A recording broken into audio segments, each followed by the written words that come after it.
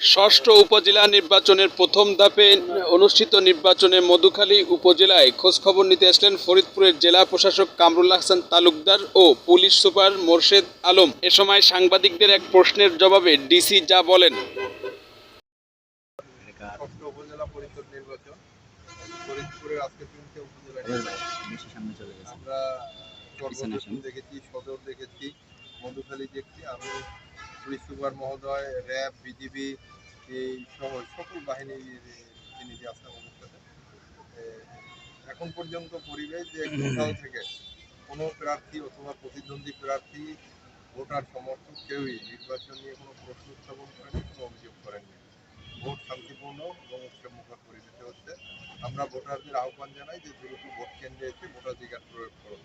যদি এই পরিবেশ নষ্ট করার জন্য কেউ ন্যূনতম চিন্তা করেন, আমরা তাদেরকে প্রতিরোধ করবো। আপনারা জানেন যে এবার ভোট কেন্দ্রগুলোয় পর্যাপ্ত ফোর্স মোতায়েন করা হয়েছে। অন্যান্য সময়ের তুলনায় প্রায় 3 গুণ ফোর্স মোতায়েন করা আছে, যার কারণে আমরা যে কোনো ধরনের সহিংসতা অথবা অপতৎপরতা আমরা প্রতিরোধ করতে সক্ষম হব।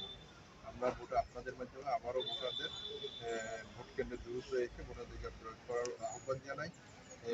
এ পর্যন্ত যে ভোট প্রায় মধুখালীতে 25% ভোট কাস্ট হয়েছে এবং আমরা আশা করছি যে ভালো ভোট কাস্ট হবে। আবহাওয়া ভালো আছে এবং এই পরিবেশটা অব্যাহত থাকলে মধুখালীতে উল্লেখযোগ্য সংখ্যক ভোট কাস্ট হবে।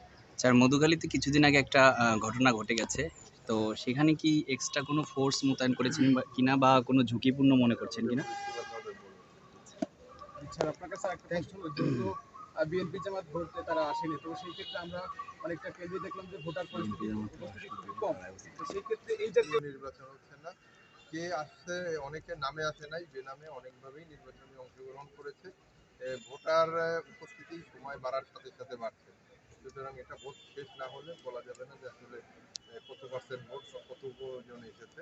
আমরা অপেক্ষা করছি, আমরা আশা করছি যে খুব ভালো ভোট কাজ করবে। স্যার, যে অবস্থা বিরাজ করছে নির্বাচনে, এতে আপনারা কতটুকু সন্তুষ্ট বা কোনো বিরূপ প্রতিক্রিয়ার কোনো প্রভাব পড়ার কোনো সম্ভাবনা আছে কিনা? আমরা তো এখন পর্যন্ত আমরা পুরোপুরি সন্তুষ্ট এবং বিরূপ প্রতিক্রিয়া বা যারা এরকম চিন্তা করবে খারাপ কিছু, এটাও আমাদের প্রস্তুতি আছে, আমরা এটা প্রতিরোধ করব। ধন্যবাদ স্যার।